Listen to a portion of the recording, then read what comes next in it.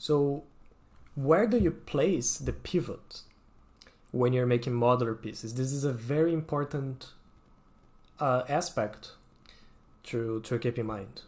And there's a lot of debate in the community about which way is better. I'm just going to show the way that I've been making for years, and a lot of projects that I worked on use the same format, and I saw a lot of the AAA companies using the same standards. So I would say the majority of games use this standard, which is placing your pivot on the bottom left corner. So for example, I have this wall here.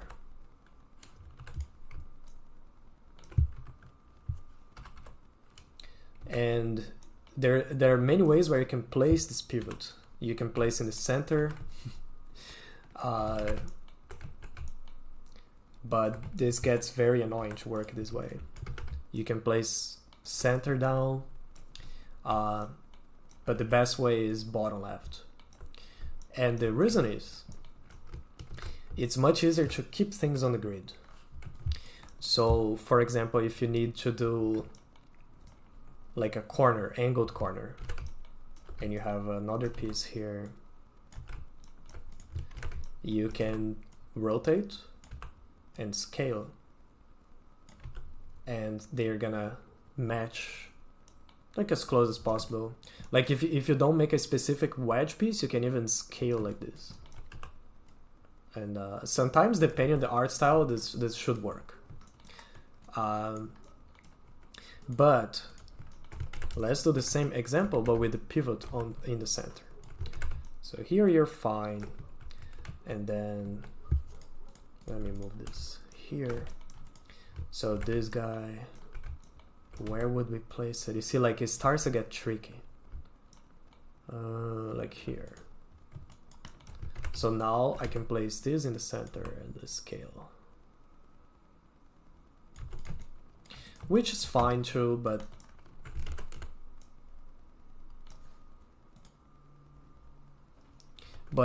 when you start having different pieces, you're gonna start running into problems.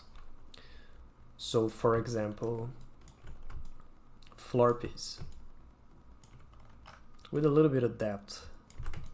Let's place the pivot here, pivot there.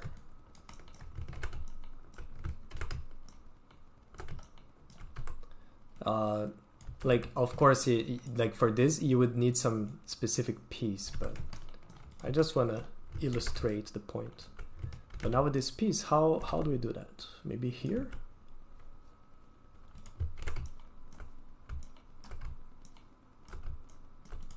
You see, like you already have to get off the grid to do this. Meanwhile, this one, you're still, well, not in this one because let me redo this.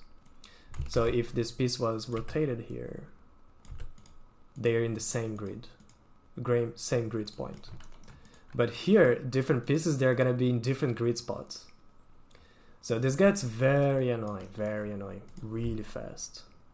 So if you have a railing, for example, let's put in center, and let's put it on the corner. So here, yeah, this you would need a custom piece here, but just illustrate the point.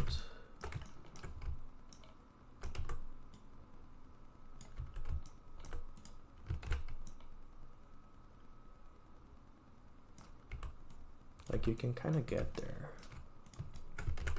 And this guy. Oh, and this stuff is much easier to move in Maya than in Unreal, right? Because I'm snapping to the grid here. But here, okay, now you see the problem, right? Like, so how do we do this? We have to move by hand. Like, it's just more operations. You lose the connections, you know? Like here, like this piece is still on the same grid as this, right? But here, like each piece is on a different point. So for those reasons, it's better to place the pivot on the bottom, usually on the left corner. And now I'm going to show some examples and where you might break this rule. So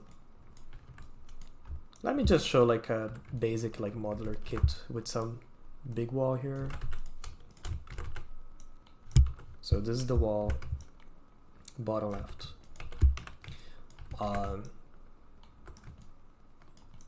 So if I make,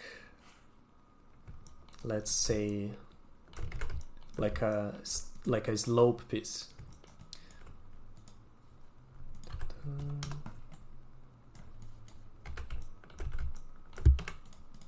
It's still bottom left, and it's very easy to snap this to the grid.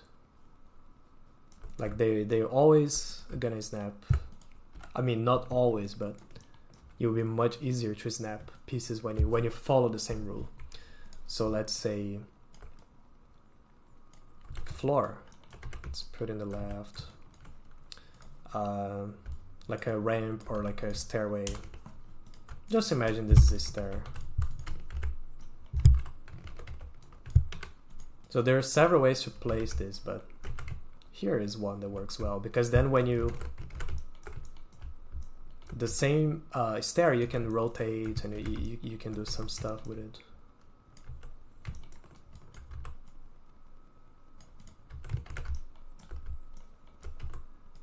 And of course, for like a shape like this, you would make a custom piece that fits the grid points.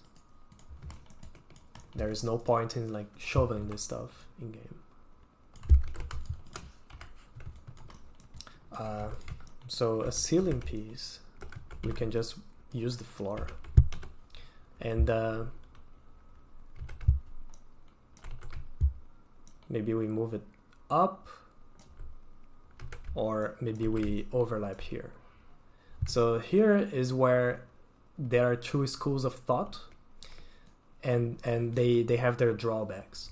So when you place the ceiling like this, sometimes you're not gonna match the texture here perfectly to the ceiling there.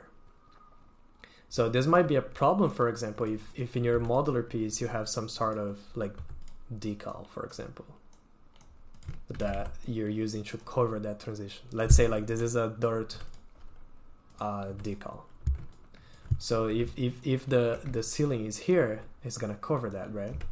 But if the ceiling starts where the wall ends, and then you're gonna make sure that they're not gonna z-fight. So that's one way to do it. The problem with this way is when you have several floors. And so you see what happens, like you should never have a like floor to ceiling, right next to each other, but sometimes this happens. I've seen this happen before in maps. So when they should have some thickness, of course. So basically, when you have it lower, it helps if you have a multi-floor kind of situations. But generally, for the ceiling, I would say to just go like this. Like you can work around the other situations. So the ceiling ended up being the same piece, but with a different pivot. The same piece as the floor. So the floor piece, the pivot's here at the top, right? And on the ceiling, the pivot is at the bottom of the piece. So this will be the surface that lays on the grid. And we can see this better here.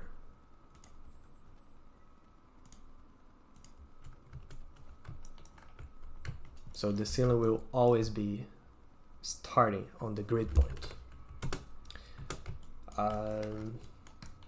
What else we can do?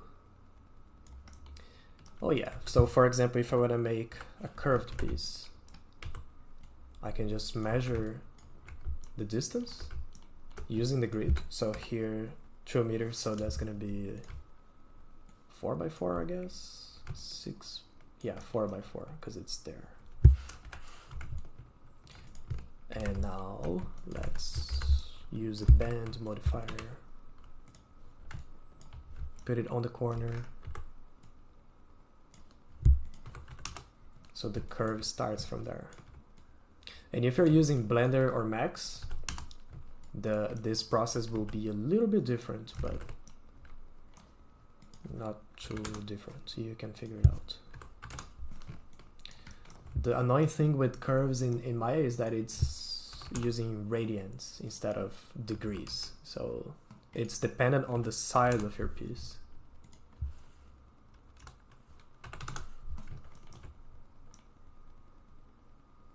It's almost there.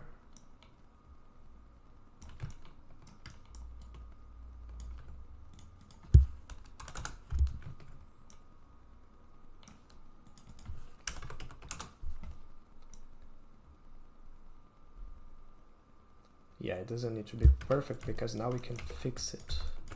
We select all these pieces here. And then we snap to the other piece. Yeah, so that's still in the left. So let's see, I have this slope here and this guy will match perfectly. And now I can put another slope if I want.